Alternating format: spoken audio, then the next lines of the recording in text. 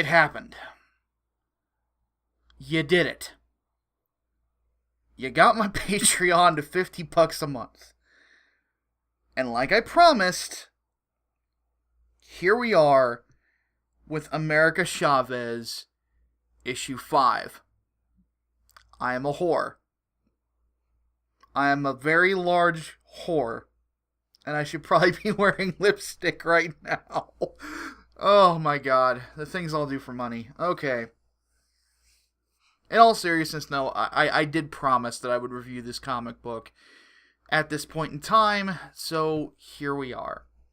And to my patrons, in all honesty, I do really appreciate you guys, giving to the channel, because it really helps with costs of internet and things like that to let me still do streams and podcasts and the whole 9 yards. And if you still want to help, there's equipment that needs to be upgraded.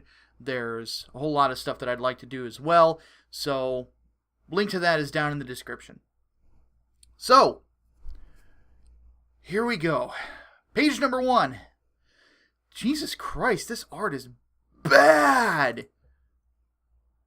I mean, really bad. I mean, it looks like Frank Quitely had a stroke. This is not good to look at. I mean, this person cannot draw faces. I mean, look at the moms of America in this panel. Those don't look like women. Neither does Madrima or whatever her name is. I can't remember. Madrimar, yeah, that's it. Anyway, let's move on. Wow, that is not pleasant to look at. Okay, so the recap page. Still insulting. Still catering to millennials. Recaps the story. If you want a breakdown, really, of what happened in the last 4 issues, if you haven't been following this series up till now, they're all going to be in a playlist. So feel free to go back and then come back to this video. I'm not going to hold it against you. But either way, still that same slap in the face. Still stupid. Ugh. Anyway. Okay, so America Chavez shows up at Kate Bishop's place, Hawkeye Investigations, out in California. And there is talk of flopping on pillows. And, when I was younger, not that I'm old, I'm only in my 30s, but when I was younger, usually that meant I was burying my face into a girl's chest. Such things will not be happening here for our fellow pervs. Rather, this page is here to appeal to the youth. Look, I get that I'm not in the audience for this comic. I know that. But most women that I know that read comics or are interested in comic book characters and comic heroes are into these stories for the same reasons that guys read them. For kick-ass stories. Not, OMG, I totally can't handle the world right now. Oh my god! Crap. Ugh, anyway. So the next page is something power of friendship and fighting the patriarchy? I'm sorry. What patriarchy exists in Marvel Comics right now? Kitty Pryde is leading an X-Men team.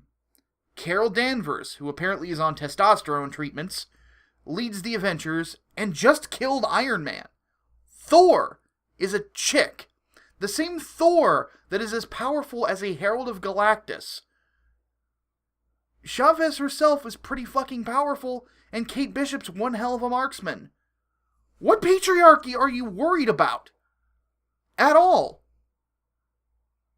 I mean, for God's sake, this doesn't make any sense. Like, this is just inserting politics for the sake of inserting politics. Like, seriously, what patriarchy? What fucking patriarchy are they fighting? Am I to understand that they're no longer going to be partnering with the Blue Marvel? Or with T'Challa? I guess T'Challa would be the patriarchy. He's a king! Give me a fucking break. Or does he not count because he's black? I don't know. I don't understand the progressive stack because I'm sane. For the most part. Anyway, the next page has America Chavez exercising. And I didn't think that, like, pull-ups like that would really do anything for a super person. Whatever. But they talk about America's love interest, the new one that's going to be introduced in this story arc that just slid into her DMs like that. So, in the next page, we get a picture of the person and... Whoa. To quote Magog of Morskar, that is a man. I mean, Jesus Christ, look at her chin. Steve Rogers wishes he had a chin like that. Give me a break. Hell, I wish I had a chin like that. I mean, that is not a feminine look at all. It's not the nose piercings. It's not the piercings. I actually dig chicks with piercings and tattoos. No, that is a man's face. That is a dude. Ugh. Just, no thank you. No ma'am. Okay, so...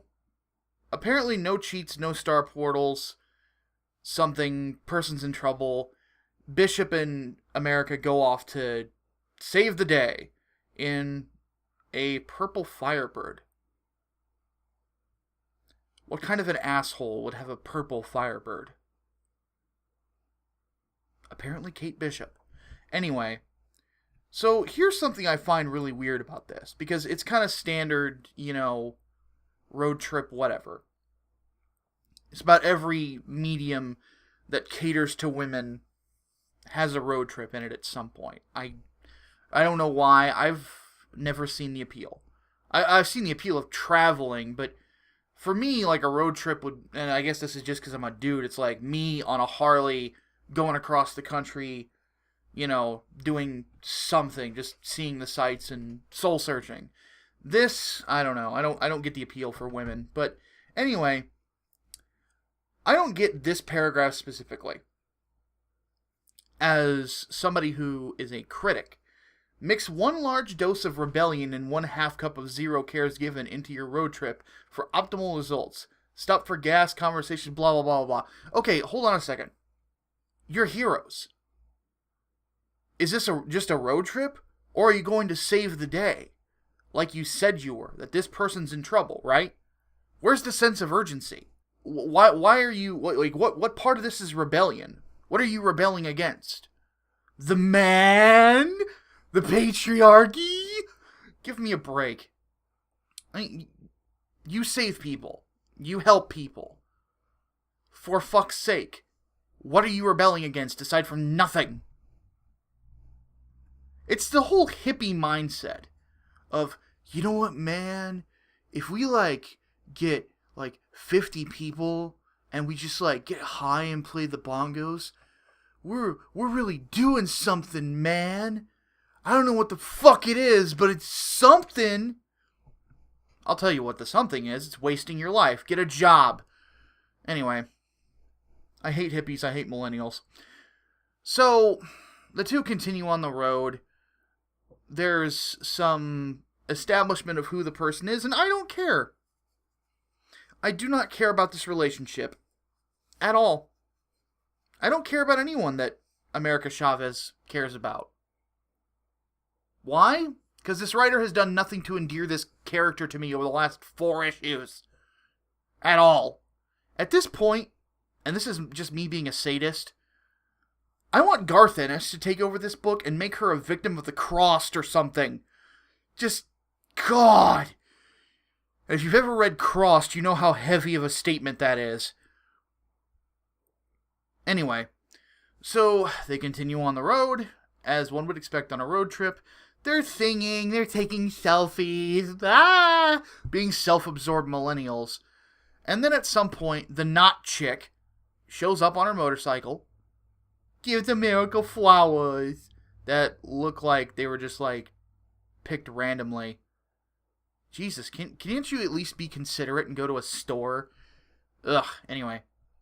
So, apparently chick busts a tire, America rescues her, and suddenly, cyborgs. Yeah. But, if for nothing else, a fight ensues. I don't know why there's fireworks going off in the background while the two are leaping from this vehicle. And why is the not chick not taking the wheel so that the car doesn't veer into something? But, anyway, enemies are robots, like I mentioned. And, for its own sake, this image of her walking away from the explosion does look kind of cool. It's kind of a RoboCop looking thing. I think I'm going to go watch that after I'm done with this crap, just to, cleanse my palate. Okay, so we continue onward, and here is the infamous page that I know that everyone wants me to tear apart. As America Chavez is whisking the not chick off. This whole monologue about lesbian relationships. What the fuck is this nonsense? Who talks like this? Who thinks like this? That's straight. No one. Why?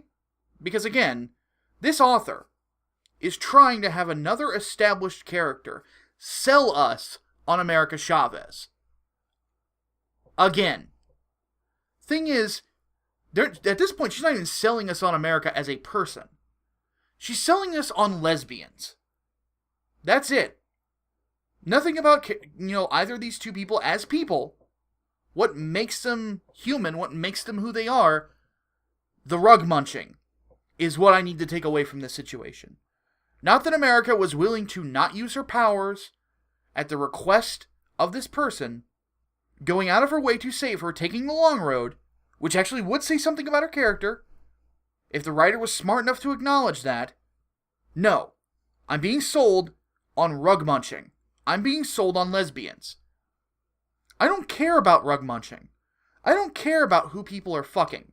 At all. This is a cape comic. I'm going to contrast this to something. Moondragon and Phyla-Vell, back during Annihilation and Annihilation Conquest. I gave a shit about that relationship. Why? Because Moondragon was somebody that I, as a reader, knew about. I understood the character. I liked the character. Moondragon's awesome. Phyla-Vell. I like Phyla-Vell. Phyla-Vell's awesome. I know about her as a person. It is because I knew about them as people that I gave a shit about the relationship. This is not selling me on two people being in love. This is selling me on lesbians.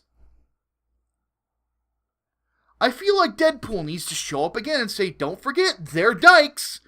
Though I'm not sure if one of them's really a chick. This is a cape comic.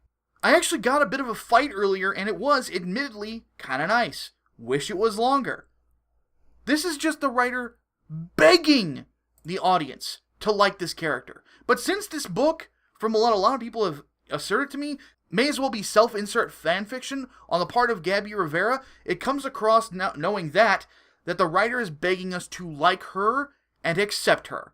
I'm sorry, Gabby. I'm not your fucking father. I'm somebody who pays money for the book. And I want to be entertained. I don't want to be sold on your sexuality. I don't have to be sold on your sexuality.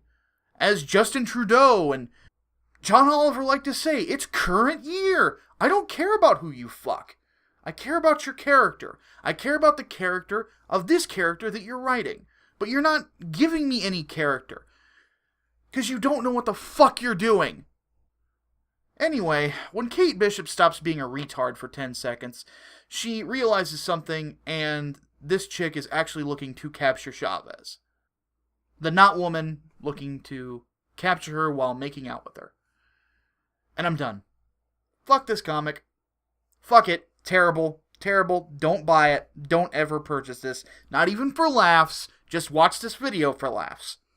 Because this book, again, is completely and totally unable to communicate to the audience that this character is worth investing in. And that's why the sales continue to get lower with every issue that gets released.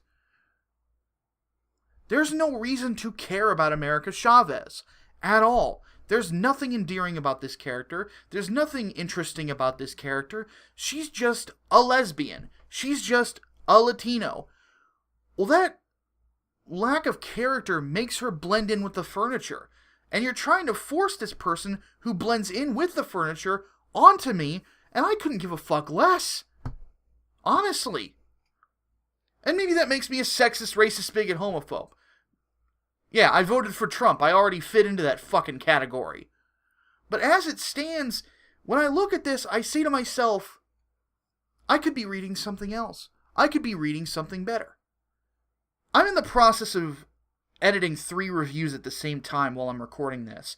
And I've already read Unstoppable Wasp #1 and the first 3 issues of Champions, and they're both better than this. And neither of those books are good. What does that tell you? This is ridiculous. Some books have the problem of injecting personal politics into it, and it hinders what could be good writing. Champions is like that. X-Men Gold is like that. This book doesn't even have good writing, or anything like redeemable to it, aside from a couple of explosions and dead cyborgs. That's it. This book is trash. Honestly, Marvel, I'm telling you, this is worse than Mockingbird. You need to cancel this book.